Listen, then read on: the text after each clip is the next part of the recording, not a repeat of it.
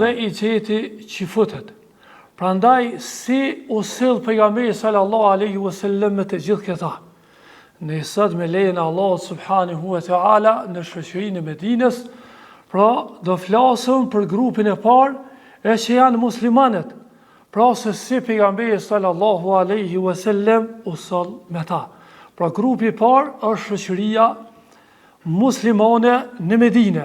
Dhe një herët këta janë ai burshti kryesor me të cilët pejgamberi sallallahu alaihi wasallam do e udhëheq davetin në Medinë dhe pastaj do çliron Mekën dhe pastaj me lejen e Allahut azza wa jall do e përhap Islamin lindje dhe perëndim.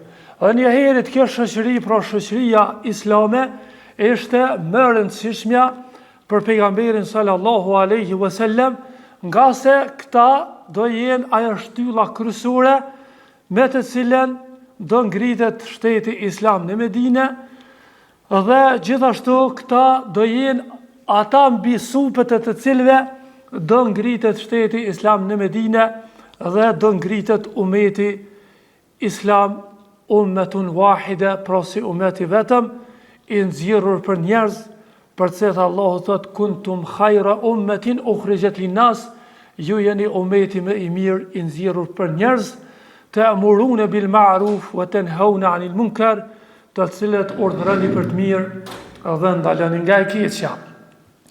Prandaj pejgamberi sallallahu alaihi wasallam në ndërtimin e kësaj shoqërie dhe në ndërtimin e këtij grupi që në parë që e bërim, ishte vllazërimi i dy fiseve që njihishin në Medinë si fisi Evs edhe fisi Khazraj.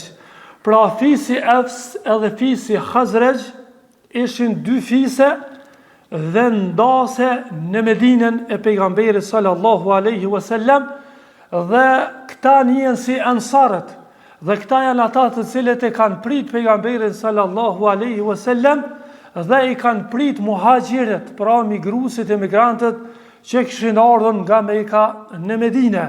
Dhe këta janë ata të cilët kishin dhënë sakrificë të madhe në pritjen e pejgamberit sallallahu alaihi wasallam dhe në strehimin e pejgamberit sallallahu alaihi wasallam dhe muslimanëve, dhe këta janë ata të cilët janë ballafaquar me të gjitha ato rreziqe dhe të gjitha ato problemet që kanë bë sakrificë për veprën e tyre për me ardhur pejgamberi sallallahu alaihi wasallam në Medinë dhe për me ardhur muhaxhirët, për me ardhur muslimanët nga Mekka në Medinë. Prandaj këtu dy fise një herë njihishin edhe si fisat më të mëdha arabe që gjindeshin në Medinën e pejgamberit sallallahu alaihi wasallam. Sa i përket këtyre dy fise, pra fisit Evs dhe fisit Khazraj, pra fisi Khazraj ishte shumë fishme i madh se sa fisi apo kabila Evs.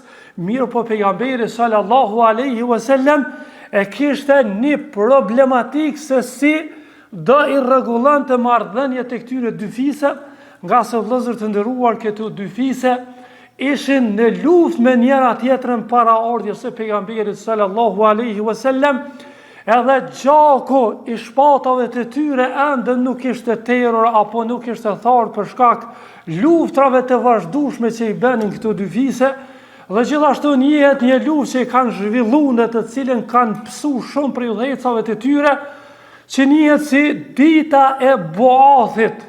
Dhe në këtë luftë, e cila ka ndodhur 2 vjet para besatimit të parë në Akabe që kemi shpjeguar, dhe kanë pësu prej dy fise, pra udhëhecat e shumë dhe njerëzit e shumët, dhe jenë raskapit apo jenë lodhur këto dy fise për shkak gjakderdhjes së madhe kështu me radhë. Me një fjalë, me vite apo dekada kanë qenë këto fise në luftë me njëra tjetrën deri kur ka ardhur pejgamberi sallallahu alaihi wasallam. Dhe pejgamberi sallallahu alaihi wasallam këtë rast vëllezër të nderuar, pra kërkohej që ti vëllazërante dhe ti unifikante këto dy fise. Pra fisin Evs edhe fisin Khazraj ta vendaste në një saf, apo në një rresht, apo në një trup të vetëm. Dhe pastaj ky fis, apo këta burra, këto dy fise, do jenë ata të cilët do mbrojnë Medinën, do jenë ata njerëz me të cilët pejgamberi sallallahu alaihi wasallam do zgjidh problemet zbashkarisht me ta, dhe të qëndrojnë në një saf dhe në një hendek të vetëm me pejgamberin sallallahu alaihi wasallam.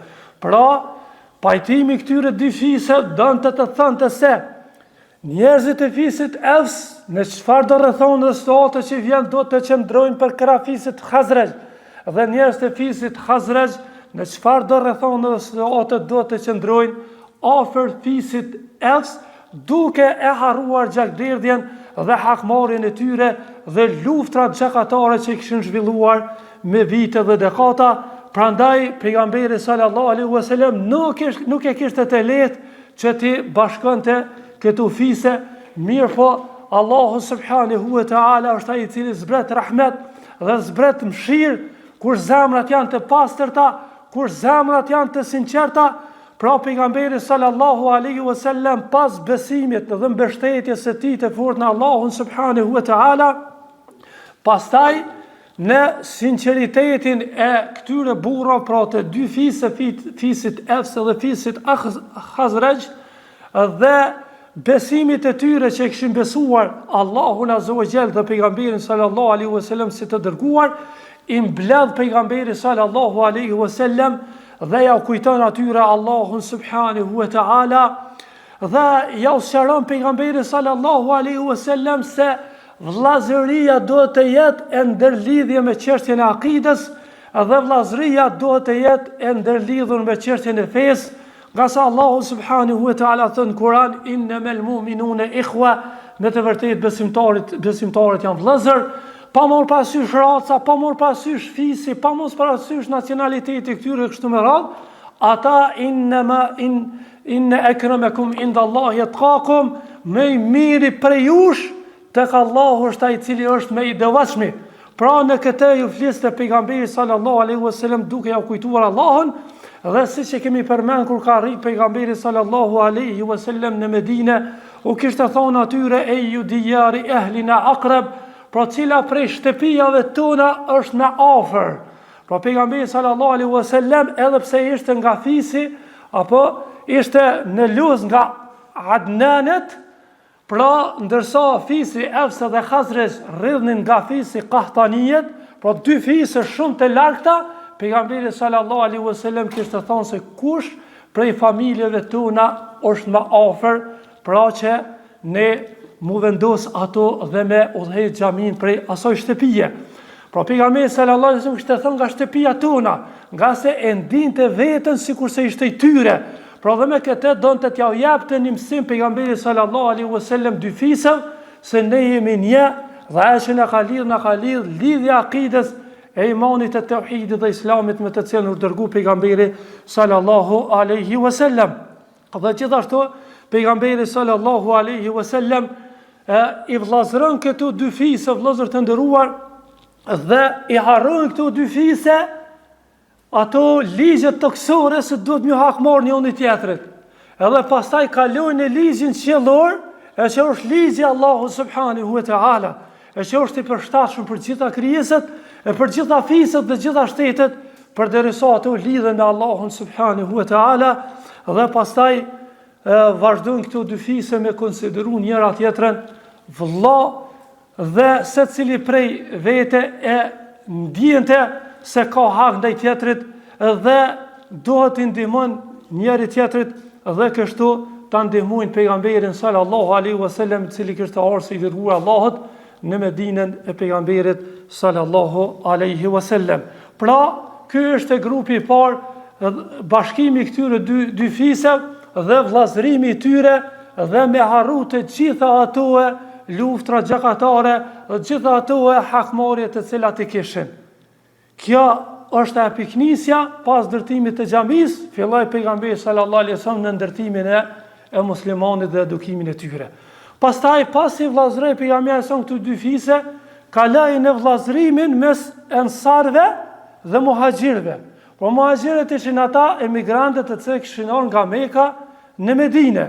Dhe vëllezër të nderuar, sa i përket grupit të dytë, pra muhaxhirëve të cilët kishin ardhur në Medinë, me të vërtetë gjendja e tyre ekonomike ishte e dobët, për arsye se ata kishin ardhur nga Mekka kishin ikur për ta ruajtur fenë.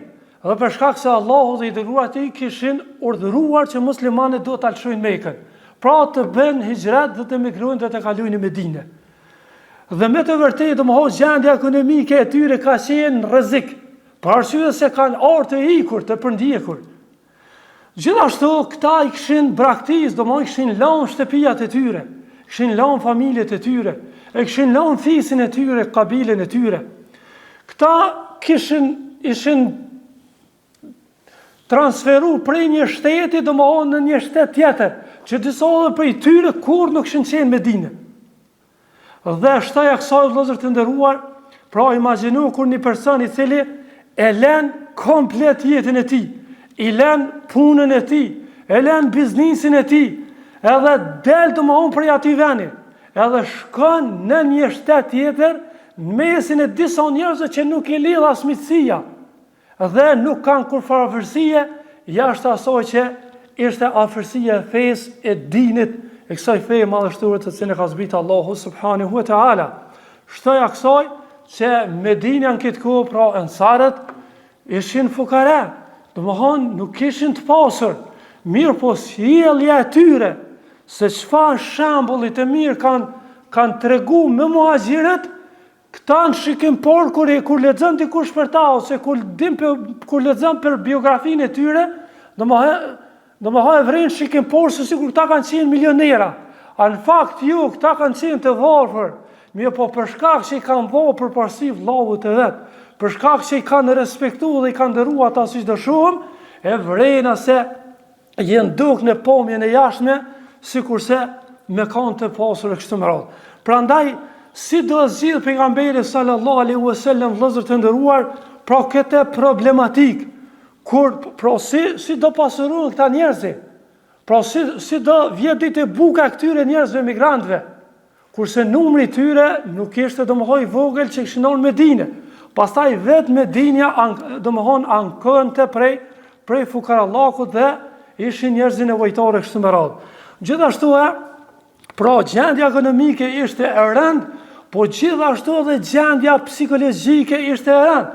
Për arsye se imagjino këta emigrantë, pra muhaxhirët të cilët shkonin në Medinë, domethënë ishin njerëz të dobët, ishin njerëz të cilët nuk e kishin askënd prej mezhve të tyre në Medinë.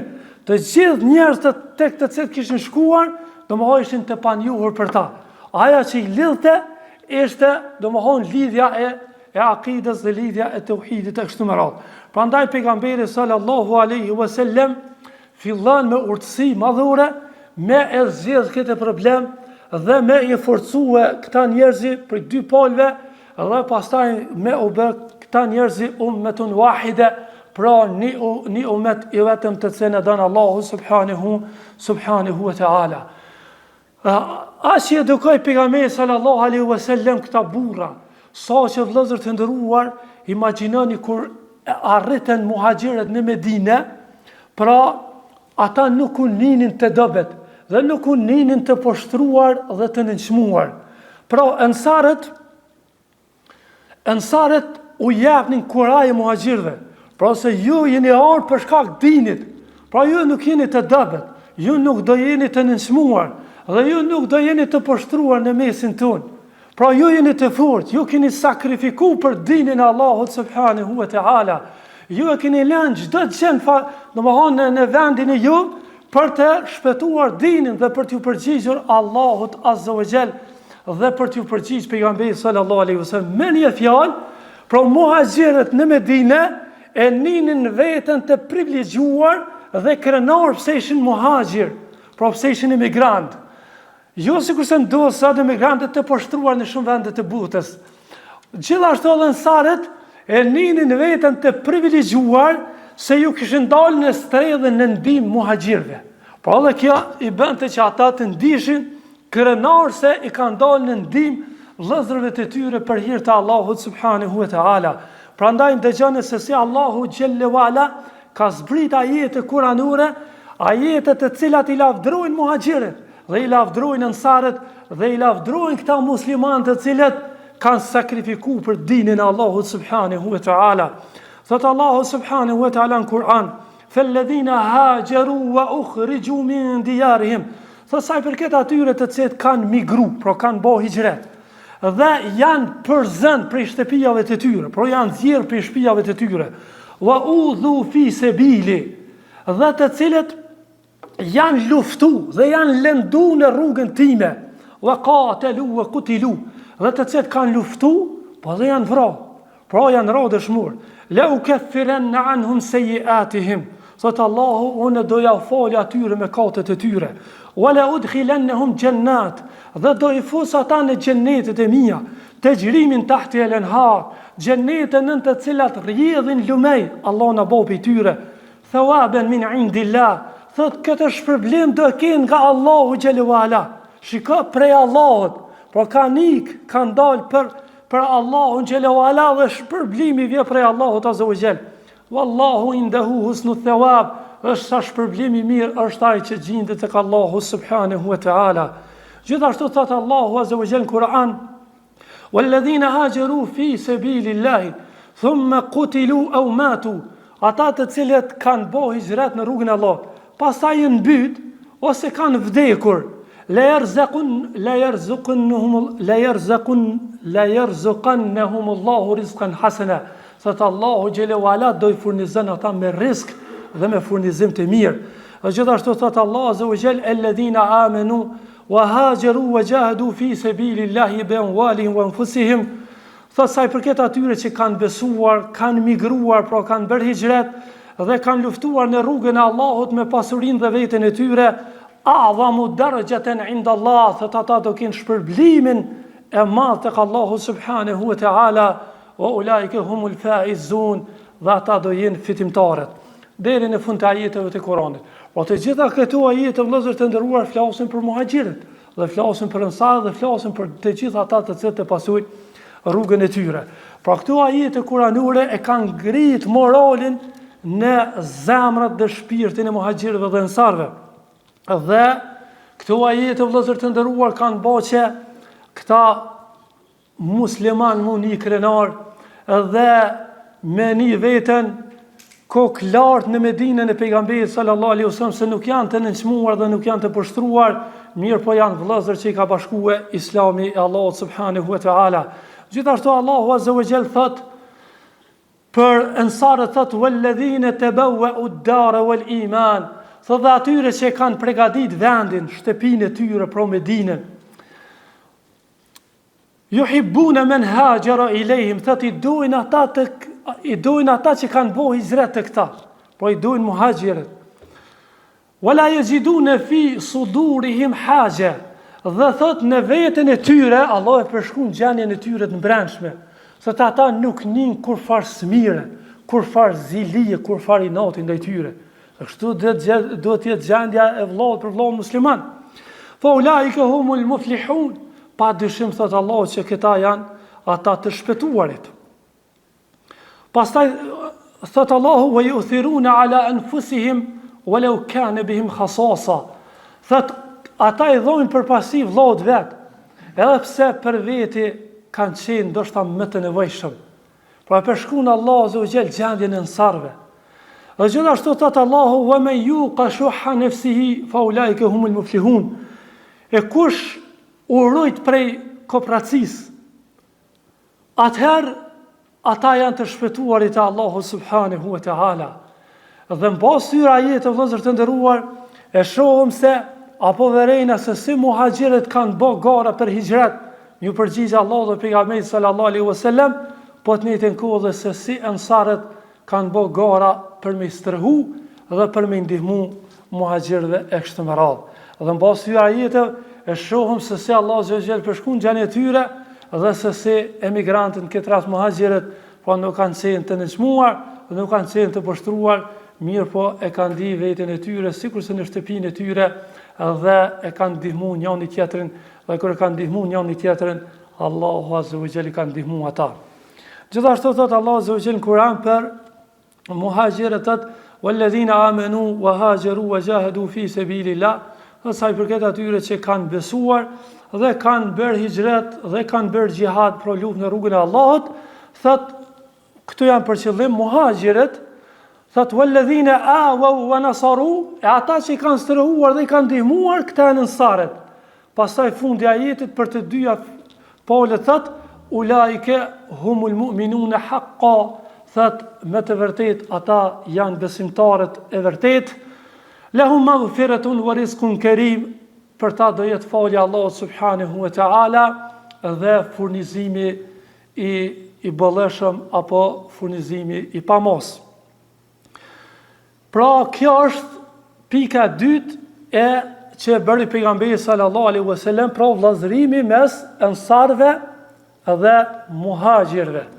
Pra, këtyre dy grupe të muslimanëve të cilët jetonin në Medinën e pejgamberit sallallahu alaihi wasallam.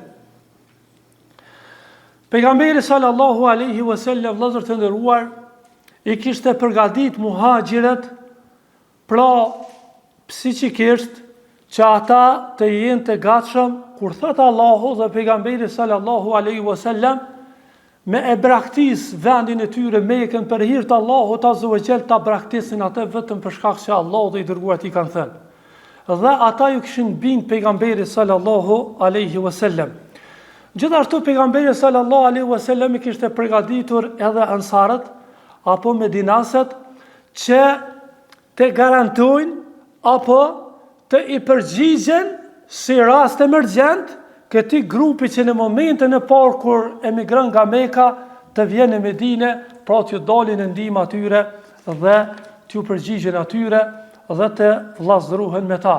Dhe pejgamberi sallallahu alaihi wasallam ishte i kënaqur me dy palët, nga se të dy palët ju kishin përgjigj pejgamberi sallallahu alaihi wasallam, dhe as i kishte përgatitur pejgamberi sallallahu alaihi wasallam në këtë çështje, sa që kur vdiste ndonjë ansar e trashëgonte muhaxhiri. Pra mendom në mos sikur të ishte vllai familjes. Edhe pastaj kjo me vën u shfuqizu, domosdoshmë si dispozit, ama e ka trashëguar në çështjen e pasurisë, mirë po shfuqizu me pastaj ma vën me ajete tjera dhe me rregulla tjera. Gjithashtu ne falëm domosdoshmë sa i përket vllazërisë së këtyre fisë apo këtyre muslimanëve, pra ansarëve dhe muhaxhirëve. Mirë po janë disa shembuj nga jeta e sahabëve që tregojnë se si janë vllazëruar këta burra. Pra nuk ka qenë vllazëri e shkruar vetëm me fjalë ose e shkruar me fletë. Mirë po ka qenë vllazërinje mend e vërtetë. Merë si shembull vllazëria me Sa'd ibn Rabi'as radiallahu anhu, i cili ka qenë një prej të parëve apo të mëdhejve të ansarëve, e që ma vonë bjen shahid në luftën e Uhudit. Dhe Abdurrahman ibn Aufit radiallahu anhuma, Allah qoftë i kënaqur me ata dy. Sa'd ibn Rabi'a radiallahu anhu i thot Abdurrahman ibn Aufit radiallahu anhu, thot une jam me i pasuri prej ansarve apo prej medinasve. Kështu që sa i përket pasurisë sime, gjysma është e imja dhe gjysma është e jutja. Kjo me marrë me shembull në bashkëkohë vëllezër të nderuar, sikur me i thonë, në konto i kam 100.000 euro. Kështu që merre kartelen, pini është kë, shko të banka, preke kodin dhe pastaj 50.000 janë tuat, 50.000 janë të mijat. Domethënë këto e ka bë Sa'd ibn Rabi'a radiallahu anhu. Pastaj i thotë diçka që është edhe më e madhe se sa kjo. Thotë Wali imraatani, thotë unë i kam 2 gra. Këshir thët shiko cila po të pëlqen. Pastaj thët e mërtoj ato. Dhe pastaj unë e jap talakun dhe në momentin që kryet i deti ku e pritjes, atëherë aja kalon të këti. Mirë po çka i tha Abdurrahman ibn Aufi radiallahu anhu. Tha Allahu të shpërblet. O barek Allahu lek, Allahu të begatuën pasurin tënde. Dhe në familjen tënde, e në suku këm, thot, tregom ku e kini tregun. Pra ku është tregu? Dhe pastaj e drejtojnë për tek tregu dhe fillon të tregton dhe pastaj bëhet pasanik e kështu me radhë. Pra nuk ishte ndëmbel, nuk ishte me shfrytzuar rastin, mirë po tha dulni ala suk. Pra tregom se ku e keni tregun. Dhe pastaj bën të tregti dhe kështu ja pa hajrin familja e tij dhe pastaj muslimanët dhe nuk u bë pasiv, dhe nuk u tregua dëmbel dhe nuk e shfrytzoi rastin e Sa'd ibn Rabi'as, mirë po Allahu azza wa jall pa dyshim që këtë shoqëri e ndihmon dhe e begaton dhe e furnizon ka ata nuk e presin fare. Gjithashtu, ky shembull i parë, ndërsa sa i përket shembullit të dytë, e kemi shembullin me Selman el-Farisiut radiallahu anhu dhe Ebu Dardas. Pra Selman el-Farisiu dhe Ebu Darda kanë qenë prej dy shteteve të ndryshme. Pra Ebu Darda ka qenë nga Medinja, ndërsa Selman el-Farisiu ka qenë kontinent tjetër, pra vente nga Persia apo Irani i sotshëm. Dhe pra njëri ishte arab, kurse tjetri ishte persian. Dy kontinente të ndryshme. Dhe siç ka ardhur sa i Buhari, Selman el-Farisiu radiallahu anhu shkon një ditë në shtëpinë e Ebu Dardas. Dhe kur futet në shtëpinë e tij, atëherë e gjen bashortën e Ebu Dardas, që një me emrin Ummu Darda. Dhe e sheh, domethënë në rroba të thjeshta dhe e sheh të dobët dhe të mërzitur.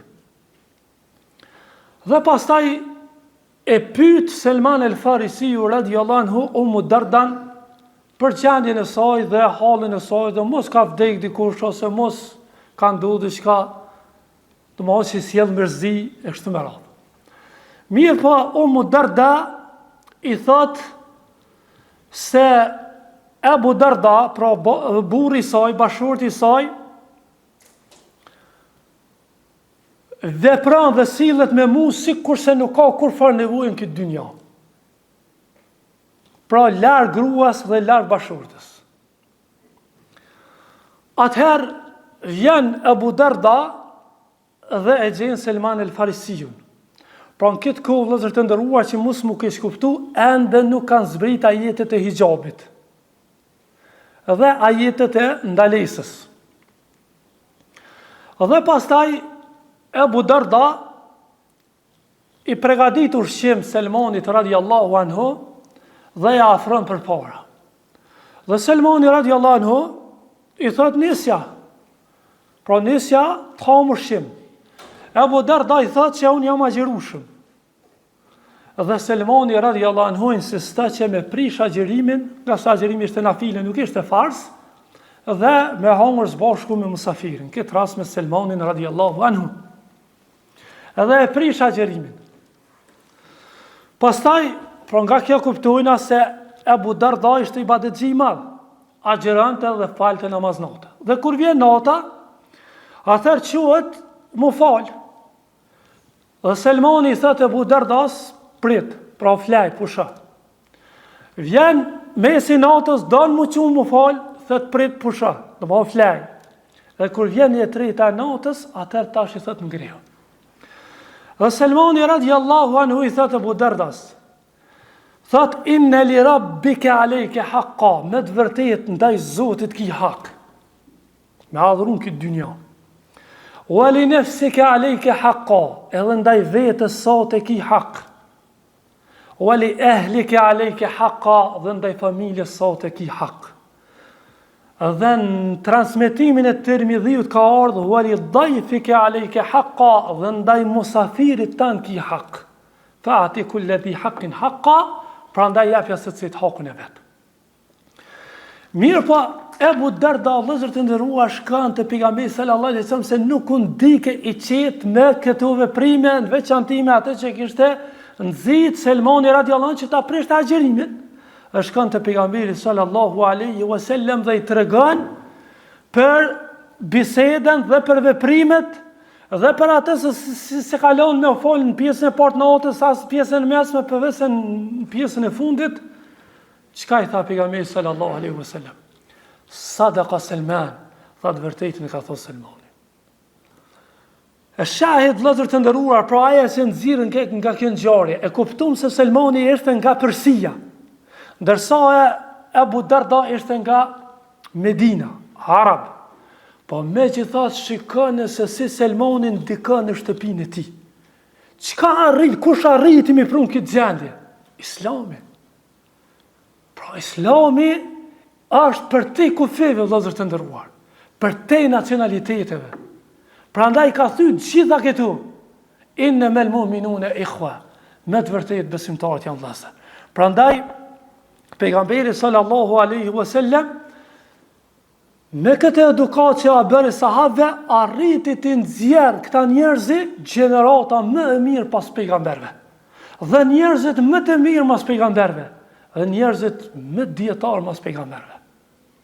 Prandaj, zemrat i kanë posë së pastërta dhe e kanë ndihmu pejgamberin sallallahu alaihi wasallam. Dhe kështu pejgamberi sallallahu alaihi wasallam e ngriti vlerën e muhaxhirëve dhe e forcoi ekonominë e tyre dhe ngriti vlerën e ansarëve dhe i bëri që këta të ndihmojnë njëri tjetrin dhe t'i dhojnë përparësi njëri tjetrit, edhe pse ndoshta më shumë kishin nevojë për vetë kështu me radhë. Pejgamberi sallallahu alaihi wasallam donte ta ngrite vlerën e muhaxhirëve dhe ansarëve në fejnë Allahut subhanahu wa ta'ala në Medinë, nga se ishte duke ngrit shtet e jo duke ndërtu individ. Prandaj edhe i nxiti me disa hadithe pejgamberi sallallahu alaihi wasallam që të kenë ata parasysh, po njëjtën edhe ata që vinë pas tyre të kenë parasysh të hadithe. Prandaj pejgamberi sallallahu alaihi wasallam përveç asaj që i nxiti në vllazërim muslimanët në Medinë, ansarët dhe muhaxhirët, ai tregoi edhe për shpërblimin e madh të kësaj vllazërie të Allahut subhanahu wa taala. Tha pejgamberi sallallahu alaihi wasallam, la yu'minu ahadukum hatta yuhibba li akhihi ma yuhibbu li nafsihi. S'ka besu askush për jush përderisa të mos ja doj vllaut të tij ato që e don për veten e vet. Dhe tha pejgamberi sallallahu alaihi wasallam në hadithin tjetër, la tadkhulul jannata hatta tu'minu, nuk do hyni në xhenet derisa të besoni, wala tu'minu hatta tahabu, dhe s'do besoni derisa të mos duheni me njëri tjetrin. Awala adullukum ala shay'in idha fa'altumuhu ahbabtum tahabbtum. Thot pejgamberi alayhis salam muslimanëve, a doni t'ju tregoj për një gjë që nëse e veprani do ju shtohet dashnia? Thot afshu salama bainakum, thot përhapni selamin mes juaj. Pra përhapni selamin. Selami edhe amini me za, në këto dyja ka orë në hadithin tjetër se na urrejnë qifutet, na urrejnë jahudit. Prandaj vëllezër të nderuar, pejgamberi sallallahu alaihi wasallam i nxiti muslimanët që me përhap selamin, nga se selami është siguri. Selamu aleikum do të thotë paqja, siguria që mbi ty. Pra ti qofsh i shpëtuar dhe i sigurt në këtë dynjë, qofsh i shpëtuar në varr, qofsh i shpëtuar në ditën e gjykimit, derisa të futesh në xhenetin e Allahut subhanahu wa taala. Prandaj pejgamberi sallallahu alaihi wasallam tregoi për shpërblimin e madh të kësaj vllazërie. Dhe kur ne duhemi për Allahun xhelalu ala, tregoi pejgamberi sallallahu alaihi wasallam se 7 kategori njerëzish do futen në hijen e arshit të Allahut atë ditë, në ditën më të vështirë, kur nuk do ketë hije pos hijes së arshit. Thot wa rajulani tahaba fillah, thot dhe 2 burra që janë dashur për hir të Allahut, dhe kur janë bashku për hir të Allahut, dhe kur janë nda për hir të Allahut subhanahu wa taala. Allahu na mëson më dashur vetëm për hir të tina. Pas kësaj na pejgamberi sallallahu alaihi wasallam e vendosi vëllezër të nderuar një rregull e cila do jetë domethënë rregull ndërveprimi mes muhaxhirëve dhe ansarëve dhe muslimanëve në Medinë. apo si njihet si karta e Medinës. Pra me këto do veprojnë musliman. Cila është kjo rregull? E para, vëllezër të nderuar, pejgamberi sallallahu alaihi wasallam u tha të gjithë këtyre muslimanëve se ata janë ummeten wahide, pra janë një umet, janë një popull i vetëm, që dallon prej çdo populli tjetër në botë. Pra, ky umet janë muslimanët. Ku do që gjenden në rrezullin të kësor, janë umet. Dhe gjithashtu, pejgamberi sallallahu alaihi wasallam me këtë rregull dhe me këtë ligj që vendosi, deshi të fshin të gjitha dallimet që ata kanë kaluar më herët dhe të vdesin dhe t'i varrosin ato inatët dhe zakonet ndërfisnore apo të kabiles që ishin pas dhe që ishin ndes lufta për hir të tyre, jo për hir të Allahut subhanahu wa taala. E para dyta, nëse ndodh që muhaxhirët ta vrasin ndonjë prej ensarve, prej muslimanëve, atëherë të mblidhen të gjithë muhaxhirët dhe t'ja paguajnë dijen. Dija është gjaku, pra që është 100 lire, nga se do është e pamundur veç atij gjendja tyre ekonomike për me pagu. Po vjen të vrasja, atëherë kanë më mbledh të gjithë muslimanët për me ndihmue atë person, atë muhaxhir për me pagu e gjakun. E treta, nëse ndonjë muhaxhir bjen në burg, atëherë të gjithë do mblidhen për ta ndihmuar dhe nëse është në pyetje me dhon pasuri për me nxjerr, atëherë do bëhen të gjithë së bashku për me nxjerr atë muhaxhir nga burgu. Dhe gjithashtu pejgamberi sallallahu alaihi wasallam e vendosi si rregull se besimtarët e devotshëm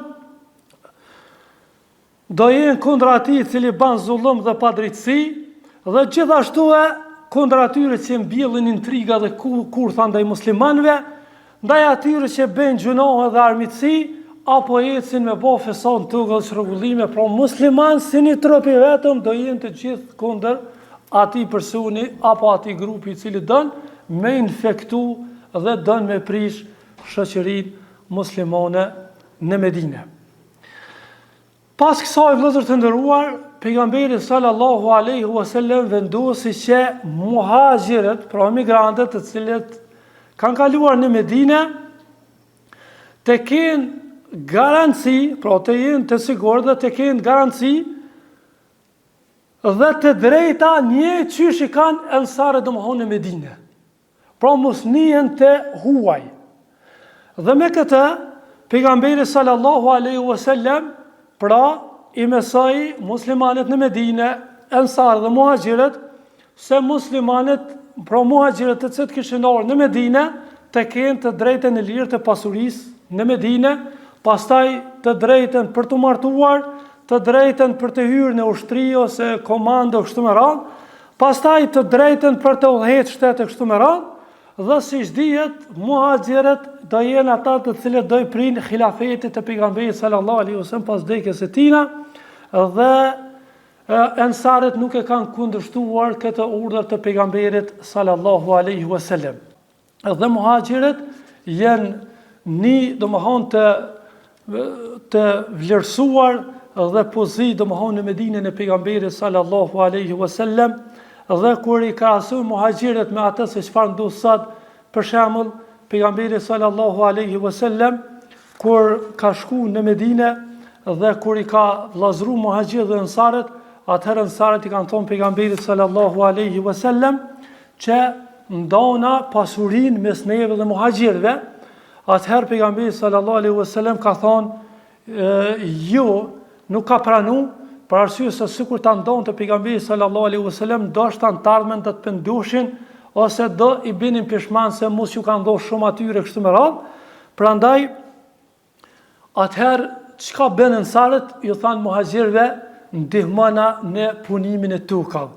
Atëherë si e banin marrëveshjen, muhaxhirët kanë punu në tokat e ensarëve dhe pastaj fitimin e kanë dhënë për gjysmë apo 50-50, edhe kështu janë ndihmu, dhe subhanallahu sa bukur e ka zgjidhur pejgamberi sallallahu alaihi wasallam këtë çështje, dhe nuk i ka bërë sikurse sot emigrant në botë, sot janë parazit, për shtetet, po dhe shtetet investojnë për ta të dëshpëruar, edhe migrantët njihen të rrezikuar në për detra, në për male duke kaluar, edhe nuk punojnë në vendet ku shkojnë, me një fjalë jenë ba miftiagji apo nevojli për vendet ku shkojnë. A pejgamberi sallallahu alaihi wasallam veproi në mënyrën më të mirë që të punojnë në tokën e Medinës tek ansarët dhe pastaj të ndojnë pasurinë, dhe kështu të luftohet edhe problemi demellëkut dhe i papunësisë në tokën e Medinës, dhe kështu u vllazëruan në fenë e Allahut subhanahu wa taala dhe punuan në dynjan e cila është pjesë që thëtë Allahu wala tansa nasibaka min ad-dunya, dhe mos e harro hisën e duhur në jetën e kësaj bote. Dhe për fund, vëllezër të nderuar, pejgamberi sallallahu alaihi wasallam, ka se jem të fol për si ka vepruar pejgamberi sallallahu alaihi wasallam me grupet që ka gjetur në Medinë, pra si ka qenë halli i muslimanëve të cilët në këtë kohë kanë qenë Habeshe apo Etiopi. Dikon 80 burra për muslimanëve kanë jetuar në Habeshe Etiopi që kishin bërë hijret. Ne i kemi shpjeguar këtë. Prandaj pejgamberi sallallahu alaihi wasallam nuk ishte urdhëruar që të gjithë të vinin në Medinë, mirë po vetëm disa prej tyre, nga se ende pejgamberi sallallahu alaihi wasallam ishte në fillim të shtetit, nuk e dinte se ato forcoj apo do për zonë edhe nga Medinja. Prandaj kur i shetët nuk do e lënin të qejë dhe nuk do heshnin ndaj asaj që pejgamberi sallallahu kishte shkuar në Medinë. Gjithashtu që futet nuk do heshnin, gjithashtu mushrikët që ishin në fisin e Evs dhe Khazraj që kishin pranuar Islamin nuk do heshtin, gjithashtu fiset e ndryshme për rreth Medinës nuk do heshtin, gjithashtu edhe Persia dhe Bizanti nuk do heshtin ndaj asaj që pejgamberi sallallahu po përmend shtete kështu me radhë. Prandaj të gjitha këtu bëri që pejgamberi sallallahu disa nga sahabët të qëndrojnë domethënë në Etiopi, pra tek Nejashiu, që u kishte thënë shkoni sa atje është një mbret i drejtë dhe nuk i bën zullum askujt në mbretërinë e tij. Prandaj kishin mbetur edhe për disa vite, dhe këta do vinë domethënë në vitin e 6 të hijretit në Medinën e pejgamberit sallallahu alaihi wasallam. Gjithashtu pejgamberi sallallahu alaihi wasallam nuk i kishte urdhëruar edhe disa prej fisëve të vinin në Medinë, sikurse muslimanët që jetonin në Yemen, pastaj në fisin Ghifar dhe fisin Eslam, për arsye se në rast nevoje këta domethënë ishin një kandil ndriçues në vendet e tyre ku do i thirrin njerëzit në Islam. Prandaj nuk urdhëroi pejgamberi sallallahu alaihi wasallam që të vinin në Medinë, dhe në rast rreziku apo në rast rrethekimi Medinë ose në rast se muslimanët përson nga Medinja, atëherë të kenë mundësi që muslimanët të kalonin në vendet e tjera kështu me radhë. Dhe për fund ishin edhe disa muslimanë të cilët kishin mbetur të dobet në Mekë dhe kishin mbetur la yastati'una hilatan, pra nuk kishin mundësi kurrësh marratis me migru dhe me dal, edhe këta do mbeten në Mekë deri në çlirimin e Mekës. Prandaj kjo është sa i përket grupi se si u sill pejgamberi sallallahu alaihi wasallam me grupin e parë që ishin në Medinë pra me muslimanët. Pastaj inshallah në dersën e ardhshëm do flasim se si veproi pejgamberi sallallahu alaihi wasallam me mushrikët apo idhujtarët të cilët do jetojnë në Medinën e kohën e pejgamberit sallallahu alaihi wasallam, dhe me çifotët të cilët do i gjejnë pejgamberin sallallahu alaihi wasallam në Medinë. Hadha wallahu a'lam, wa aqulu qawli hadha wastaghfirullaha li wa lakum. Allahu yashfir li min jannah.